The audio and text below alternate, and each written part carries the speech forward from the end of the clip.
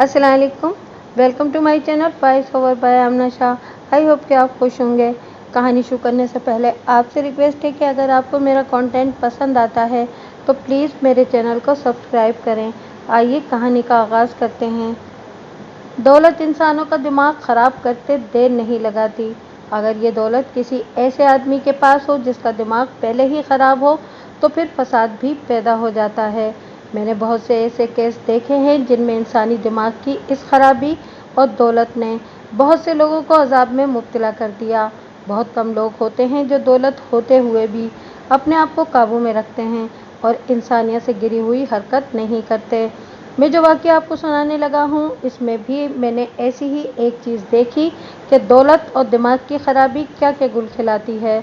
इन दिनों में जहाँ तैनात था वहाँ इलाके में जेलदारों के 2-3 घर थे। आबादी के इर्द गिर्द काफ़ी दूर तक इन्हीं घरों की ज़मीनें थीं। ये जेलदार आपस में रिश्तेदार थे और इस तरह इस इलाके में एक ही ख़ानदान बहुत असर रसूख वाला और ताकतवर ख़ानदान था। इनके पास पैसा भी था, मर्द भी काफ़ी थे, ज़मीन भी काफ़ी थी। इन घरों में से एक घर के आदमी का दिमाग ख़राब होना शुरू हो गया। कहते हैं ये जब नौउम्र था तो माँ बाप ने ज़रूरत से ज़्यादा लाड करना शुरू कर दिया। कभी गांव के किसी आदमी के जानवर ज़ख्मी कर देता, कभी किसी मज़ारे का सर फाड़ देता। इसे कोई पूछने वाला नहीं था। इन्हीं हरकतों के साथ वो जवान हो गया। अब इसके गिर्द आवारागर्द और ओबाश लोग जमा होना शुरू हो गए। अब वो बाकायदा बदमाश बन गया। डेरे पर असला भी रख लिया और फिर वही कुछ हुआ जो ऐसे केसों में होता है। वो अपने किसी जुर्म की वजह से जेल की हवा खाने के लिए भी आया। जेल जाकर बदमाशों में जो कमी होती है वो भी पूरी हो जाती है और वो वहाँ से उस्ताद बनकर निकलते हैं। जेल से फारिग हुआ तो जसवंत भी उस्ताद बन चुका था। अब इसके खाली मवाली और चमचे इसे झीलदारों की निस्बत से नहीं बल्कि उस्ताद कहकर बुलाते थे और इस नाम से मैं भी इसे जानने लगा। मैं जब इस इलाके में आया तो मेरे मुहर्रिर ने बदमाशों का तारुफ कराना शुरू किया और जो कहानी मैंने आपको सुनाई है वो मुझे मुहर्रिर ने ही बताई थी। मुझे बड़ा शौक़ हुआ कि इस जवान को देखूं जिसने बचपन से ही बदमाशी का बाकायदा पेशा इख्तियार कर लिया था। मैंने मुहर्रिर से कहा कि किसी दिन उस्ताद जसवंत को मेरे पास लाना। एक दिन वो इसे ले आया। जसवंत चेहरे मोहरे से भी बदमाश ही लगता था। बचपन की लड़ाइयों के निशान उसके चेहरे पर थे। 6 फीट के करीब कद, खूब गठा हुआ जिस्म। इसका डील डोल किसी हिंदू के बजाय मुसलमान का नज़र आता था, वरना ज़्यादातर हिंदू मरियल से होते थे। मैं इसे बातों बातों में उस्ताद कहता तो वो शर्मिंदा सा हो जाता। वो था तो बदमाश, लेकिन उसने अभी तक मुझे किसी शिकायत का मौका नहीं दिया था। इसलिए मैंने इसे सिर्फ ये तंबीह की कि वो मेरे इलाके में ना मेरे लिए और ना अपने लिए मुश्किल पैदा करे। वो चला गया और मैं सोचता रह गया, इतना खूबसूरत जवान आदमी है लेकिन किस गलत काम में लगा हुआ है। लेकिन दौलत कुछ ना कुछ तो खराबी ज़रूर करती है। किसी आदमी के ख़ानदान के पास रुपए पैसे की रेल पेल हो तो और उसका बाप भी अच्छी खासी ज़मीन का मालिक हो तो वो ऐसा ही हो जाता है। और ये जसवंत का भी यही हाल था। इसका बाप भी अच्छी खासी ज़मीन का मालिक था और ये जसवंत और एक लड़की इसकी औलाद थे। इसके पास रुपया ज़रूरत से ज़्यादा था। अब वो इसको कचहरियों में ज़ाया कर रहा था। खैर, उस्ताद जसवंत का नाम मेरे जहन से निकलता चला गया। एक दिन मुहर्रिर ने मुझे आकर बताया कि जेलदारों के ख़ानदान का एक आदमी जो इनका नौकर है एक कत्ल की इतला देने आया है। मैंने कहा कि इसे लाओ। मैंने इस आदमी को कभी नहीं देखा था। उसने मेरे सामने आकर खालिस हिंदुआना अंदाज में प्रणाम किया और अपना नाम प्रीतम बताया और कहने लगा कि इसके मालिक जेलदार तपारो सिंह के बेटे जसवंत का कत्ल हो गया है और वो मुझे लेने आया है। जसवंत का नाम सुनकर मेरे जहन में झमाका सा हुआ और मैंने इसे कहा कि जसवंत उस्ताद। उस आदमी ने इकरार में सर हिला दिया और मेरे कानों में सीटियां सी बजने लगीं। वो खूबसूरत जवान जसवंत उस्ताद आखिर इस राह पर चलता हुआ मारा गया जिस पर चलकर किसी ने आराम और सुकून नहीं पाया। मैंने थाने से 2-3 आदमी साथ लिए और प्रीतम को चलने का इशारा किया। थाने से बाहर एक टांगा खड़ा था। प्रीतम ने हमें इसमें बैठने के लिए कहा। प्रीतम हमें लेकर इस कस्बे में एक बड़े से घर के सामने रुक गया। हम उतरकर अंदर जाने लगे तो इसने इशारे से हमें रोक दिया और खुद तेजी से अंदर चला गया। थोड़ी देर बाद ही एक बारोब सिख बाहर आ गया। उसने टांगे के पास आकर प्रणाम किया और ऊपर चढ़कर मेरे पास आकर बैठ गया। मेरा नाम तपारो सिंह है जी, मेरे नौकर प्रीतम ने बताया होगा कि मेरे लड़के जसवंत को किसी ने कत्ल कर दिया है। उसकी बड़ी बड़ी आंखों से आंसू उसके रुखसारों पर ढलक पड़े। बड़े सब्र करने वाले आदमी की तरह उसका रवैया था। प्रीतम भी टांगे में बैठ चुका था और टांगा फिर चल पड़ा। मैंने तपारों से पूछा कि ये वकुआ किस जगह हुआ है। हमारी जमीन पर। वहीं जसवंत ने डेरा बना रखा है, वो इस घर में नहीं रहता। उसने अपने पीछे इस मकान की तरफ इशारा किया जहां से हम चले थे। आज सुबह मैंने प्रीतम को घर से पराठे और हलवा बनाकर जसवंत के डेरे पर ले जाने के लिए कहा था। इसको रवाना करके मैं कामों में लग गया। कुछ काम घर से बाहर थे, लेकिन मेरा जाने को दिल नहीं चाह रहा था। मैं घर पर ही था कि प्रीतम वापस आ गया, लेकिन रोता पीटता। उसने बताया कि किसी ने जसवंत को कत्ल कर दिया है। जसवंत की माँ और मैं फौरन वहां पहुंचे। जसवंत की माँ अभी तक वहीं है। मुझसे बर्दाश्त नहीं हुआ। मैं प्रीतम को लेकर इस घर वापस आया और इसे आपकी तरफ भेज दिया। बाकी आप चलकर देख लें। वो जिस अंदाज से बातें कर रहा था, इससे वो मुझे बड़े हौसले वाला आदमी मालूम हुआ। मुझे ख्याल आया कि जब मैं तफ्तीश शुरू करूंगा तो यह आदमी बड़े काम का साबित होगा, क्योंकि ऐसे बाएतमाद लोग हर चीज़ पर नज़र रखते हैं और जो कुछ कहते हैं बड़े यकीन से कहते हैं। जब हम डेरे पर पहुंचे तो वहां काफ़ी लोग जमा हो चुके थे।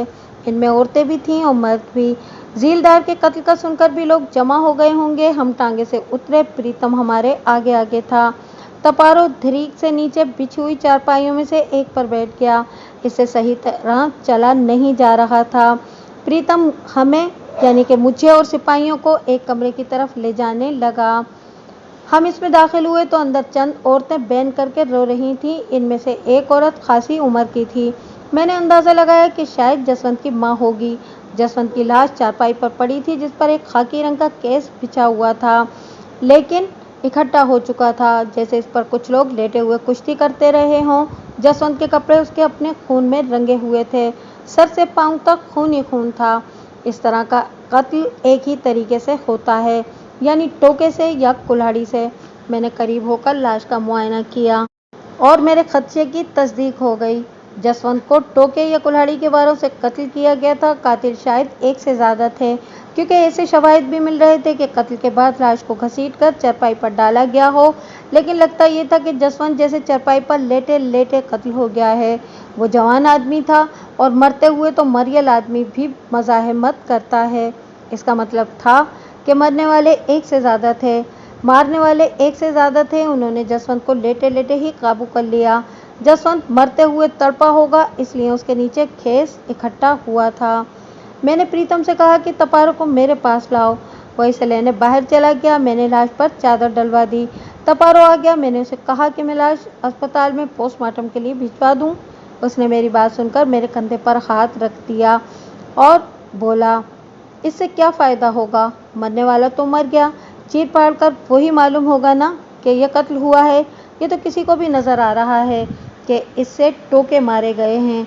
थानेदार साहब, ये काम करने वाला नहीं है, तुम रहने दो। तलाश करो कि इसका कातिल कौन है और ये काम किसने किया है। तपारो पोस्टमार्टम पर रजामंद नहीं था। मैं सिपाहियों को लेकर कमरे से बाहर आ गया और हम डेरे पर बिछी चरपाइयों पर बैठ गए। औरतें फिर कमरे में रोने धोने लग गईं। मैंने तपारो से अफसोस किया, उसके साथ कानूनी कार्रवाई की बात की और कहा कि जब तुम आखिरी रसूम से फारिग हो जाओगे तो मैं तुम्हारे पास आऊँगा। मैंने वहाँ नक्शा वगैरह बनाया और थाने आकर कागजात मुकम्मल किए। प्रीतम हमारे साथ अपनी तरफ से रिपोर्ट दर्ज करवाने आ गया था। उसे फारिग कर दिया और सोचने बैठ गया कि ये काम कैसे होगा। मैंने मुहर्रिर को बुलाया। ये दरमियानी उम्र का आदमी था, बहुत सियाना था और तजुर्बेकार। सतीश इसका नाम था। ऐसे तजुर्बेकार लोग थानेदारों के बहुत काम आते हैं। सतीश भी मेरे साथ सर खपाता रहा, फिर कहने लगा कि मैं कोई मुखबिर लाता हूँ। इस तरह की वारदातों में कई चीज़ें सामने आती हैं, औरत, दौलत, ज़मीन, दुश्मनी और जसवंत जैसे बदमाश के मामले में इनमें से कोई चीज़ भी हो सकती है। बाज़ चीज़ों के मामले में प्रीतम से ज़्यादा अच्छा मुखबिर कौन होता। मैंने मुहर्रिर से कहा कि वो प्रीतम को जाकर ले आए। काफ़ी देर बाद वो आया। मैंने उसे कहा कि मैंने तुमसे बातें करनी हैं। जसवंत की आखिरी रसूम अदा करके तुम मेरे पास आ जाना। मुहर्रिर थाने से चला गया। वो जाते हुए मुझे कह गया कि वो मुखबिर को लेकर आएगा। जैसा कि मैंने बताया है कि मुहर्रिर बहुत सियाना आदमी था। वो झीलदारों का ही एक आदमी पकड़ लाया। यह आदमी इस अमीर ख़ानदान का फ़र्द होने के बावजूद गरीब था। और ऐसा होता है कि अच्छे अच्छे घरानों में भी एक आध आदमी ऐसा होता है जिसकी हालत कमज़ोर होती है। यह आदमी शंकर भी माली लिहाज से कमज़ोर था। चूँकि उसका हर घर में आना जाना था और रिश्तेदारी भी थी, इसलिए वो घर का भेदी था। पुलिस के लिए इस तरह मुखबिरी नहीं करता था जिस तरह दूसरे मुखबिर करते हैं, लेकिन पुलिस के काम आ जाता था। इसमें जागीरदाराना अकड़ वाली बात भी नहीं थी। मैं इसे थाने से घर ले गया ताकि ज़रा दोस्ताना माहौल में खुलकर बात करे। मैंने इसे सिर्फ तपारों के घर के हालात मालूम करने पर ही जोर ना दिया था, बल्कि जसवंत की यारियाँ, दोस्तियाँ, दुश्मनियाँ, लेन देन वगैरह के बारे में भी पूछता रहा। वो जब जसवंत के बारे में शुरू हो गया तो मैंने खामोशी इख्तियार कर ली और इसी की ज़बानी जसवंत के हालात सुनता रहा। थानेदार साहब, इस इलाके में हम जेलदारों की ज़मीन बहुत जगह है। हमारे लड़के इस वजह से भूतर हो जाते हैं। ये जसवंत, जिसे हम जस्सा कहते थे, शुरू से ही उखड़ मिजाज आदमी था। दाढ़ी मूंछ फूटी तो बुरे कामों में पड़ गया। न पढ़ा न लिखा, बस खाना खाना, पीना और आवारगी करना ही इसका काम था। इन्हीं कामों में एक बार जेल भी हो गई। तपारों की यारियां दोस्तियां भी इसके लड़के को जेल जाने से बचा न सकीं। जब एक बार जेल होकर आया तो वहाँ उसने जो संगी बेली बनाए थे वो यहाँ भी हमारे गांव में जस्से के डेरे पर आने लगे और उसकी दहशत ज़्यादा हो गई। जस्सा जेल से पक्का मुजरिम बनकर निकला था। अपने घर यानी बाप के घर कभी कभार ही जाता था, अपने डेरे पर ही रहता था। मैं भी कई बार उसके डेरे पर गया। मेरे इसके साथ रिश्तेदारी थी, इसलिए वो मेरे आने पर एतराज़ नहीं करता था, वरना हर कोई इसके डेरे की तरफ जाने की जुर्रत नहीं करता था। मैंने जब कभी वहाँ कोई आदमी देखा है तो वो शक्ल सूरत से ही बदमाश नज़र आया है और इस इलाके का भी नहीं होता था। मेरा ख्याल है कि इधर उधर से जुराइम पेशा या बदमाश लोग इस डेरे पर यारी दोस्ती के लिए या फिर छुपने छुपाने के लिए आते थे, और इस बात में कोई शक नहीं था कि जसवंत की बदमाशों से यारी दोस्ती थी।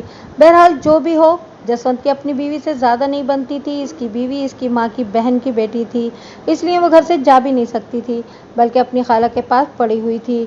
जसवंत का अपनी बीवी से क्या झगड़ा था, मैंने इस बारे में चाची जसवंत की माँ से खोज की थी। चाची कहती है कि जस्सू दौलत का पुजारी बन चुका है और अपनी बीवी नीतू से, जिसका बाप जमींदार ही है, अच्छी कमाई करता है, हर वक्त यही कहता है कि जाओ अपने बाप से पैसे लेकर आओ। हालांकि जसवंत का बाप तपारो अच्छा खासा अमीर आदमी है। इनके घर दौलत भरी हुई है और जसवंत ही इस सारी जायदाद का मालिक है। इसके बावजूद वो ऐसी नीच हरकत करता था कि अपनी बीवी को तंग करता कि जाओ बाप से पैसे लेकर आओ। चाची का तो ये ख्याल था, लेकिन मेरा नहीं ख्याल कि असल बात यही होगी। अगर जसवंत की नीतू जैसी खूबसूरत बीवी से लड़ाई झगड़ा होता रहता था तो इसकी वजह कुछ और होगी। हो सकता है कि चाची भी मुझसे छुपा रही हो।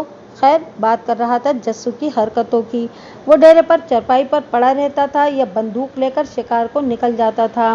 रोटी पानी के लिए डेरे पर आता था और इसका वहाँ इंतज़ाम भी था। घर से भी रोटी आ जाती थी और प्रीतम लेकर आता था। मैं वहाँ डेरे पर रहकर देख चुका था और देख चुका भी हूँ कि रुपए पैसे की जस्सू के पास कोई कमी नहीं थी। रही किसी से दुश्मनी की बात, तो हो सकता है कि दुश्मनी रही हो और फिर नीतू के भाई भी बहुत अथरे हैं। हो सकता है कि वो बहन के साथ ज्यादती पर काबू से बाहर हो गए हों और उन्होंने जसवंत को पार कर दिया हो। शंकर ने जसवंत के बारे में जो कुछ बताया वो तकरीबन मैं इसके बताने से पहले ही जानता था। सिर्फ उसने नई बात ये बताई थी कि जसवंत का अपनी बीवी से झगड़ा रहता था और हो सकता है कि उसकी बीवी ने अपने भाइयों दिलमीर और शमीर से इसका जिक्र किया हो, जिन्होंने इश्तिहार में आकर उसे ख़त्म कर दिया हो। मुझे अब नीतू से मिलना ज़रूरी था। यही सोचकर मैं तपारों के घर चला गया। वो लोग अब जसवंत की आखिरी रसूम से फारिग होकर बैठे हुए थे। तपारों के साथ मैं उसके बेटे के बारे में ही बातें करता रहा। मैंने उसे कहा कि एक बीवी से ज़्यादा अपने खाविंद के बारे में कौन जान सकता है, इसलिए मैं नीतू से मिलना चाहता हूँ, और वो भी अकेले। शायद वो तुम्हारे सामने ज़बान न खोले। तपारो सियाना आदमी था, वो समझ गया और उसने नीतू को बुलाकर मेरे पास बिठा दिया और ख़ुद कमरे से बाहर चला गया। मुझे मालूम हो चुका था कि इस औरत की अपने खाविंद से लड़ाई रहती थी और मैं इसी बात का फ़ायदा उठाना चाहता था। मैंने उसकी दुखती रग छेड़ दी। नीतू मरने वाला तो चला गया, लेकिन मुझे पता चला है कि उसने तुम्हें दुखी रखा हुआ था। इसकी वजह क्या है? अगर कोई ऐसी वैसी बात है तो मुझे बता दो। मेरा मतलब है कि इसकी किसी के साथ दुश्मनी थी जिसके बारे में उसने अपने बाप को भी ना बताया हो। नीतू मेरा सवाल सुनकर काफी देर खामोश रही। फिर कहने लगी कि मरने वाले के साथ उसके दोहरे रिश्ते थे, इसलिए वो इसकी ज्यादतियां भी बर्दाश्त कर लेती थी। दुश्मनी के बारे में उसने कभी बताया नहीं और ना ही वो मेरे पास ज्यादा देर रहता था, इसलिए मैं कुछ नहीं जानती। नीतू के साथ काफी देर की बातों के बावजूद मुझे कुछ हासिल ना हुआ। मैंने उसे अंदर जाने का कह दिया और तपारों के आने पर उसे बताया कि उसकी बहू को कुछ भी इल्म नहीं या वो बताना नहीं चाहती। तपारो कहने लगा कि वो खुद अपनी बहू से मालूम करेगा और अगर कोई काम की बात हुई तो मुझे बता देगा। प्रीतम भी घर में ही था। मैंने उसे कहा कि तुम मेरे पास थाने आ जाओ, लेकिन तपारो यह नीतू को बताए बगैर। प्रीतम के साथ गुफ्तगू करके मुझे एहसास हुआ कि मैंने सही आदमी पर नजर रखी है। प्रीतम से पहले शंकर ने मुझे बड़े काम की बात बताई थी और दूसरा काम का आदमी प्रीतम निकला। घर का ये नौकर घर के हर राज से वाकिफ था। मैंने उसके साथ यही बात छेड़ी थी कि नीतू का जसवंत के साथ क्या झगड़ा था, दौलत या कोई और बात। प्रीतम का कहना था कि दौलत कोई बड़ी बात नहीं, जसवंत के बाप के पास बहुत रुपया है जिसका वो वाहिद वारिस था। इसके अपने पास बहुत पैसे थे, कहाँ से आते थे कोई नहीं जानता। इसके डेरे पर मैंने खुद कई बार ढेर सारे पैसे चरपाई पर पड़े देखे थे। बात ये नहीं कि वो अपने ससुर से पैसे लाने की खातिर बीवी से लड़ता था। नीतू को असल शिकायत ये थी कि वो घर क्यों नहीं रहता, डेरे पर क्या रखा है। डेरे पर क्या था जिसे छोड़कर जसवंत घर नहीं जाता था। इस बारे में प्रीतम जानता भी था, लेकिन फिलहाल मुझे बता नहीं रहा था। मैंने प्रीतम और शंकर के बाद नीतू के दोनों भाइयों दिलमीर और शमीर से बात की। दोनों को कोई इल्म नहीं था कि मामला क्या है। मैंने खास तौर पर इस तरह पूछगछ की कि कहीं उन्होंने तो जसवंत को ठिकाने नहीं लगाया, लेकिन वो दोनों तो सिरे से इस बात से ही नावाकिफ थे कि इनकी बहन और बहनोई के दरमियान कुछ झगड़ा है, और है भी या नहीं। अब या तो प्रीतम ही असल बात बताता या शंकर कोई टोल लेता।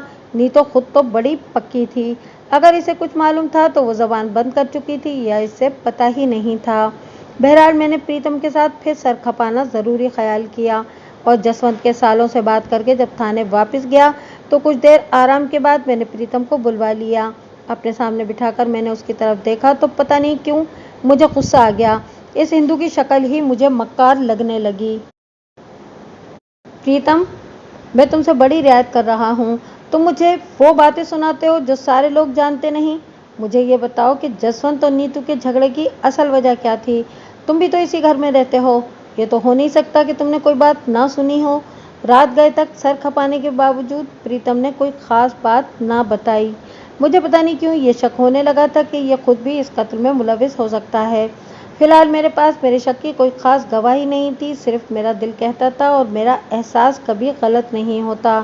प्रीतम से मायूस होकर मैंने फिर शंकर से राब्ता किया और उसे अपने घर बुलाया। मैं घर में अकेला था और हम तकरीबन सारी रात ही बातें करते रहे। अब शंकर और खुल चुका था। खान साहब, जिस दिन से जसवंत कत्ल हुआ है, यकीन जानो मैं इस खोज में रहा हूँ कि इसको मारा किसने है। चूंकि रिश्तेदारी है इसलिए इनके घर बेधड़क जाता हूँ। परसों मैं गया तो चाची, जसवंत की माँ और नीतू इकट्ठी बैठी थी और किसी औरत को कोस रही थी जिसका नाम वो नंदा ले रही थी। इस औरत या लड़की नंदा का नाम सुनकर मैं वहां टिक गया। इस नाम पर चौंकने की मेरी वजह यह थी कि मैं जिस नंदा नाम की लड़की को जानता हूँ वो हमारे ही खानदान की एक लड़की है और तपारों के शरीके बिरादरी की है। इसका बाप और इसके भाई बहुत ही अथरे हैं। इनकी एक ही बहन है और वो है भी बहुत शक्ल सूरत वाली। चाची और नीतू निंदा को इसलिए कोस रही थी कि इनके कहने के मुताबिक जसवंत अब नंदा का खुलेआम नाम भी लेने लगा था और इन्हें किसी ने बताया था कि नंदा डेरे पर भी देखी गई है। मुझे फौरन ख्याल आया कि नंदा के भाइयों या बाप में से किसी ने इसे जसवंत के डेरे पर जाता हुआ देख लिया होगा। उन्होंने अपनी धी बहन को कुछ नहीं कहा, लेकिन जसवंत को पार कर दिया। शंकर का ये कहना मेरे लिए एक नई राह साबित हुआ, क्योंकि उसकी बात मेरे भी दिल को लगी। जसवंत की माँ और उसकी बीवी अगर किसी लड़की को कोसती हैं और इसका ताल्लुक जसवंत से जोड़ती हैं तो फिर ज़रूर कोई ना कोई बात तो होगी। और जैसा कि शंकर कह रहा था कि इस लड़की के बाप भाई अथरे आदमी हैं, तो ऐसी सूरत में कत्ल हो जाना कोई बड़ी बात नहीं थी। और माझे के इलाके में सिक्कों के खानदानों में तो ये बहुत मामूली बात थी। शंकर ने जो बात सुनी थी वो तो उड़ती उड़ती ही होगी।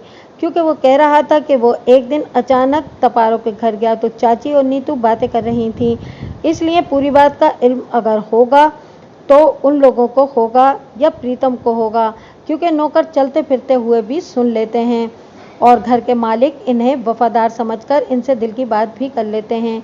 शंकर की बात सुनकर मैंने उसे फारिग कर दिया और कहा कि वो यही बात ज़्यादा तफसील से मालूम करके आए। मैंने दूसरे दिन ही प्रीतम को काबू कर लिया।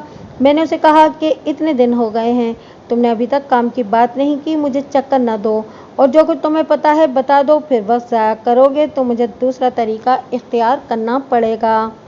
प्रीतम ज़रूरत से ज़्यादा ही होशियार साबित हो रहा था। वो मुझे इधर उधर की बातों में उलझाने लग गया। मैंने मजबूरन नंदा का नाम लिया। प्रीतम को ऐसे लगा जैसे इसे किसी जहरीले कीड़े ने काट लिया हो। इसकी यह हालत बहुत थोड़ी देर रही और वो संभल गया, लेकिन उसकी हालत में तब्दीली मैंने नोट कर ली थी। मैंने अब इसे एक और झटका दिया।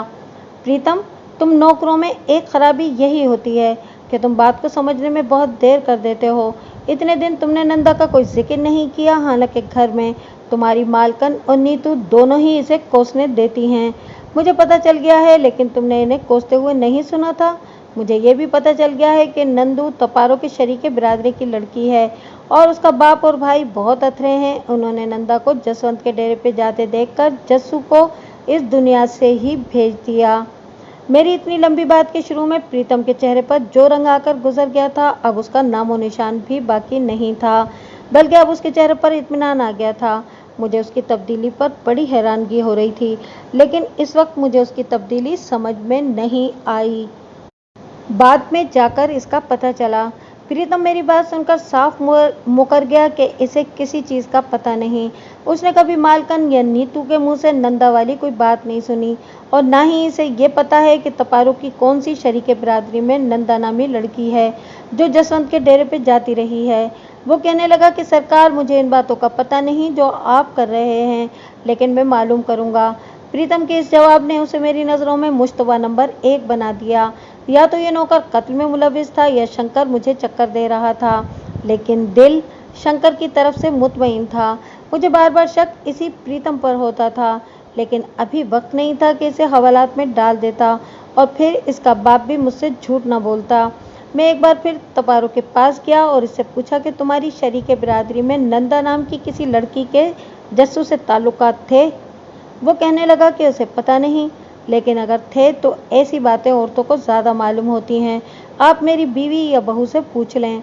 नीतू इससे पहले मेरे साथ बेकार की बातें करती रही थी, इसलिए मुझे उससे कोई ख़ास उम्मीद नहीं थी और ना ही मालूमात होने की उम्मीद थी। इसलिए मैंने तपारों से कहा कि मैं इसकी बीवी से मिलना चाहता हूँ। वो चूँकि माँ थी और उसका बेटा कत्ल हुआ था, इसलिए अगर इसे कुछ मालूम था तो वो फ़ौरन उगल देती।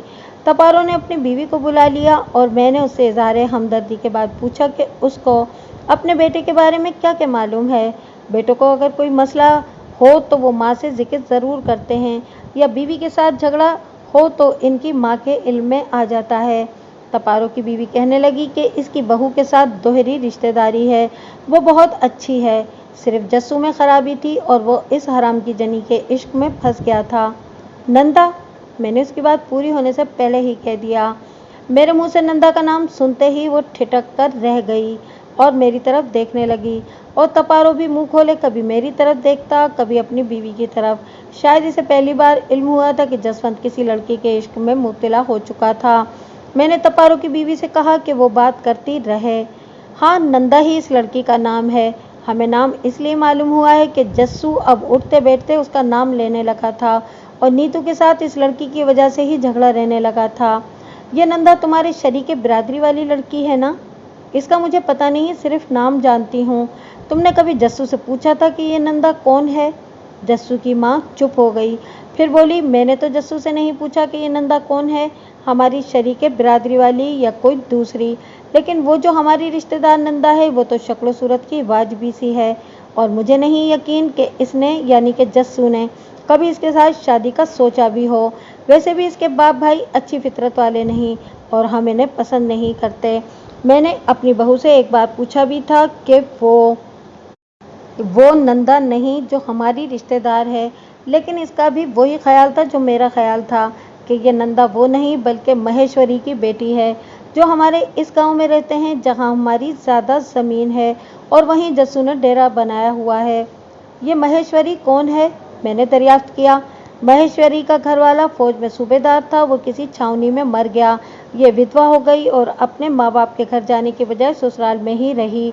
इसके सास ससुर भी दुनिया से चले गए। इनकी जो ज़मीन घर था वो इसी के हिस्से में आया। क्योंकि सूबेदार का न भाई था न बहन, महेश्वरी की एक ही बच्ची थी, वो अब जवान हो चुकी है और उसी का नाम नंदा है। मैंने जस्सू की माँ से पूछा कि क्या वाकई इन्हें यकीन हो गया है कि जस्सू के नंदा से ताल्लुकात थे। इसका तो पता नहीं, लेकिन वो मेरी नीतू पर शौकन लाने की बातें बहुत करता था। मैंने कई बार इसे गालियां दी थी कि मेरी बहू में क्या खराबी है, लेकिन पता नहीं इस लड़की ने इस पर क्या जादू कर रखा था कि जस्सू सारे रिश्ते ख़त्म करने पर तुल गया था। मैंने दिल में सोचा कि इन औरतों को जितना मालूम था वो मैं जान चुका हूँ। अब ये खोज शंकर लगाएगा कि नंदा वाला पूरा चक्कर क्या था। मैं यही सोचकर तपारों के घर से थाने गया और शंकर को बुलवा लिया। मैंने उसे बुलाने के लिए आदमी भेजा, लेकिन वो आदमी के जाने के थोड़ी देर बाद खुद ही आ गया और कहने लगा, मैं थाने के 2-3 चक्कर मार चुका हूँ, आप पता नहीं कहाँ थे, मुझे आपसे ज़रूरी बातें करना है। मैंने उसे नहीं बताया कि मैं तपारों के घर उसकी बीवी से बात करके आ रहा हूँ। मैंने उसे कहा कि करो, लेकिन जो नंदा तुम समझ रहे हो वो जसवंत वाली नंदा नहीं। मेरी बात से शंकर बहुत हैरान हुआ। ये आप क्या कह रहे हैं? वो हमारी बिरादरी वाली नंदा नहीं जिसके साथ जस्सू के ताल्लुकात थे? तो फिर कौन सी नंदा है ये? यही जानना तुम्हारा काम है। मैंने उसका इम्तहान लेना शुरू कर दिया और वो सोचने लग गया। शंकर, जो बात तुमने मालूम करना थी वो नहीं कर सके, वो मैंने मालूम कर ली है। यह नंदा सूबेदार की बेटी है, महेश्वरी की बेटी, समझ गए?